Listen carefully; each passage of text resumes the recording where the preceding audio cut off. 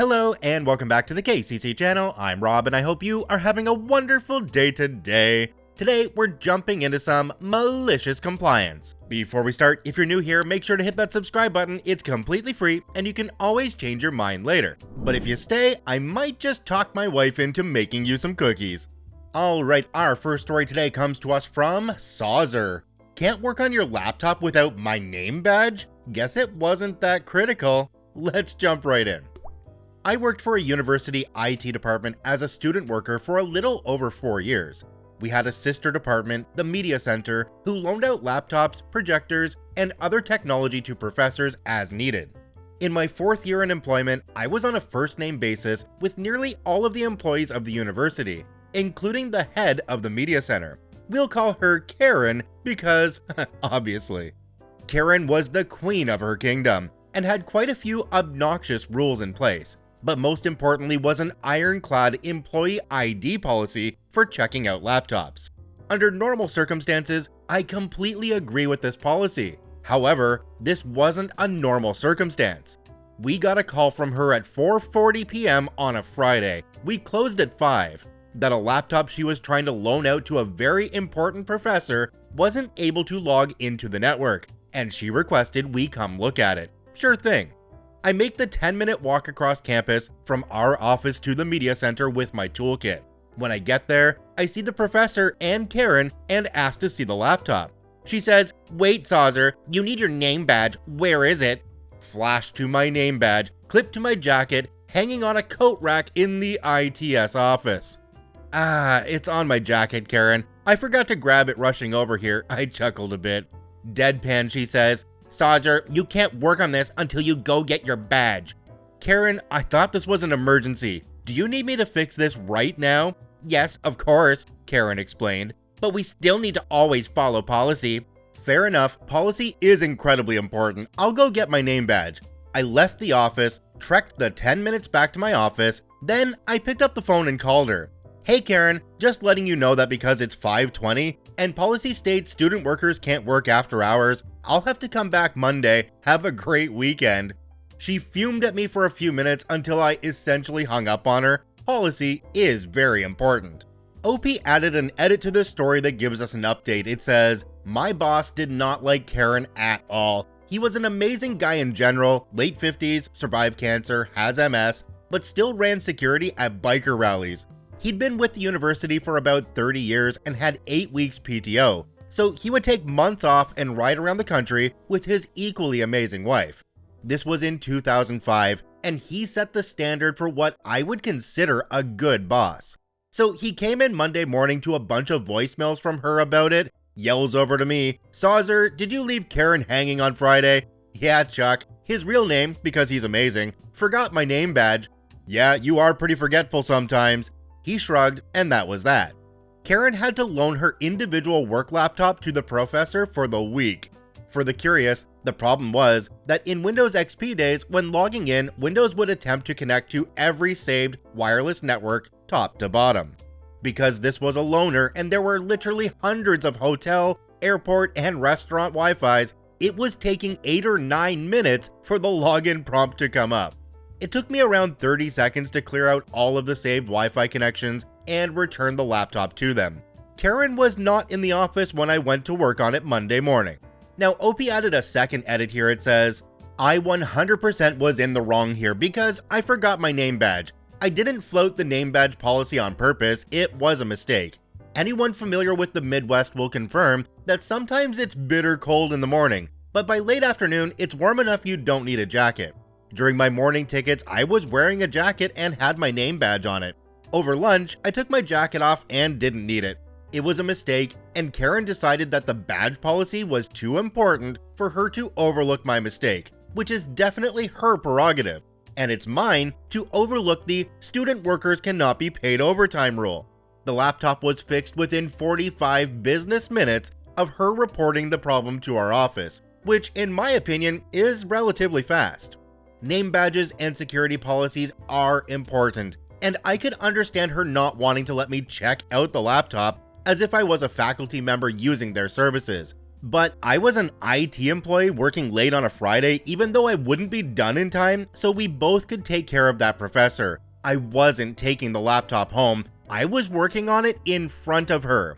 Additionally, it was her department's policy that she wouldn't let people handle laptops without signing them out, but not ours. Our department had no official name badge policy. There's one more edit on this post by OP. It says, "Well, there are a lot of assumptions going on. Guys, this was 2005. The purpose of the name badge was so when they wrote down who has the laptop, they could write down who had the laptop. But I wasn't taking the laptop anywhere. In no other department and in no other course of our job was our ID required, and at no point in any other part of our jobs did we have to sign for equipment. It was literally this one woman's department." In the comment section down below, there's a user called Gumnos that asked OP a question. It says, "At what point in the story did you know this would be the outcome? I'm thinking as soon as she made you head out to retrieve your badge, you knew she wasn't getting it fixed on your watch." OP replied to this comment and said, "The millisecond I realized I forgot my badge walking through the front door, I knew she was going to greet me by name and that it wouldn't matter." You know, part of me sitting back here thinking, well, OP was just about to leave for the day. They said it was about 20 minutes before the shift ended. You know, if you just happen to quote unquote forget your badge in your office, going over to the place where you know they're a stickler for it, and oh no, I'll have to walk back to my office to get it, but by then it'll be past quitting time. Come on, OP, you're not fooling anyone. Our next story today comes to us from Odd Sense of Humor. Sign in, even though I've worked here for 12 years? You got it. Let's jump right in. So my malicious compliance started about a month ago at my workplace, where I've been for the past 12 years. On the fateful day, I had forgotten my key fob to buzz through the security gate, so I asked the guard, who I've known and chat to for several years, to let me through. As he was getting up, the moody older guard, some of my staff named him Nasty Nick for good reason, next to him, stopped him and rudely told me to sign in. I explained that I've been working here for over a decade and I'm known to this guard, so he can vouch for me. He said it doesn't matter, it's a health and safety thing in case there was a fire. Not true, this is a shared building and each company is responsible for accounting for their staff. I know because I helped set up this plan with the building's owner. I explained this to him, but he wasn't having it and directed me to the sign-in book, which, funnily enough, had a printed sheet which stated it was for guests only and had a line saying permanent staff should get a sticker to ID themselves. When I asked about the sticker, he said this was the new process and I had to sign in and out each time I entered or exited the building without my fob. I asked if he was sure. He said 100%. Cue malicious compliance. The UK health and safety body says that ideally, you should take a 5 to 10 minute break each hour away from your computer screen. Not wanting to get RSI or anything, I took it upon myself to take even more regular breaks, especially when Nasty Nick was on shift. So for my break, I would go on short walks outside, and would you know it, I am getting very forgetful in my old age and keep forgetting to bring in my fob. So each time I come to sign in, Nasty Nick would need to get up, open his door, undo his keys to buzz me in. Quite often, I would forget something in my car just as he's about to let me in, and he'll need to make his round trip back to the little office. My record was 13 little breaks over the day. After about 2 weeks of this, I managed to have a catch up with the younger guard, and he explained that he checked and there was definitely not a need for me to sign in each time, and even better, Nasty Nick was constantly moaning about me to the other security guys about the idiot who keeps forgetting his fob. OP added an edit onto this one. It says, edit, I can't spell for all the T in England, just to clear up some points as I can't respond to all your lovely messages. I'm a dick, wanker, Karen, small PP for doing this. Well, yeah, isn't that what malicious compliance is? Obeying the letter of law, if not the spirit, and making it a slight inconvenience to the person enforcing the malicious compliance? You should have followed the security process. Malicious compliance guard made up own rules in contradiction to the set policy for security, which was why Operation Malicious Compliance went into place. If he had stuck to the set policy, he wouldn't have been the target of malicious compliance. Leave the old man alone. He's mid-40s at most, not overweight, just very, very rude, hence the nickname, and prone to making up own rules. Why are you not working? How have you got so much time to maliciously comply? I'm in the UK, where a lot of modern companies value health and well-being of their staff and use this as the backbone of a successful business. Frankly, I'd be very upset if I heard any of my staff were upset, overworked, or stressed. I always make a point to have them take regular breaks. Jumping down to the comment section in this one, there's one from a user called FroggyC19. It says, "At my old job, it didn't matter who you were. If you didn't have your card, you had to be signed in by security and are then given a temp pass that you hand in at the end of your day. They would check to make sure you still worked there before you got your temp pass." This story actually got me thinking a little bit because they gave you a fob in the first place to get through the gate. That records when you go into the building, and thus they know how many people are in the building if something bad happens, like a fire or who knows what else. So signing in when you go in through the security guards makes sense, honestly. Any place I've worked at in the past that required you to buzz in or have a badge of some sort would have had a policy like this as well, where you had to sign in if you forgot it. It would just be normal procedure. It's time to get some opinions from those listening though. What do you guys think on this story? Do you think OP was in the right for maliciously complying with this guard because they were inconvenienced and had to sign in? Or do you think the guard was right getting them to sign in and, follow policies? Our next story today comes to us from Ackweller Fiction. Fired in 2 weeks. Let's jump right in. I hope this story isn't too long. It's a little convoluted. I worked for 5 years as a federal contractor and eventually rose through the ranks, through blood, sweat, and tears, to a low-level supervisor. I managed a team of 13 working 2 federal contracts. Both contracts were new, and I was supposed to make them successful so the contracts would be renewed. This started right before COVID.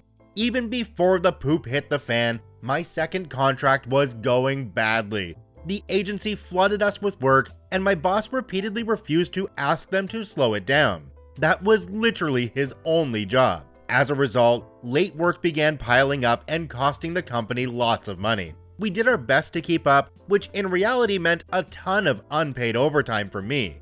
Then COVID hit, and things only got worse.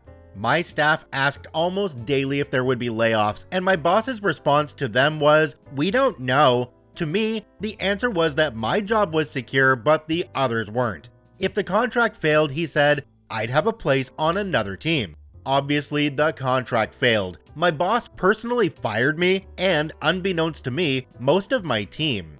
I learned who was staying and who was going by talking with each of them personally.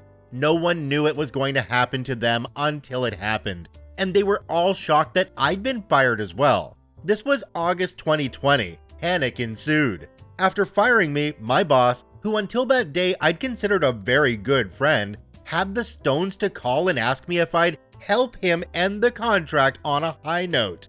I got fired 2 weeks before my official last day because that company is run by sadists. I told him I'd do my job. As a proud Slytherin, I immediately began doing everything I could, within the rules of course, to send my fired staff home in the best shape possible. We all knew our unused PTO time would cash out, but sick time wouldn't. Everyone was sick those last 2 weeks, and my boss ended up doing most of the work himself. I also sent a ton of people to work from home with COVID-like symptoms, so they could use their time to interview for jobs, etc. I was immediately hired by another federal contractor, and I brought my best former employee along with me. Since then, she and I poached about a dozen employees away from our former employer, who eventually threatened to sue her if she headhunted anyone else. I'm proud to say that our revenge-fueled efforts have taken so many of their good employees that the company is now openly failing and will soon go out of business. Jumping down to the comment section on this one, there's one from a user called Long Past Due Date. It says, "As a federal contracting company, there are really only 2 things that have to be done right.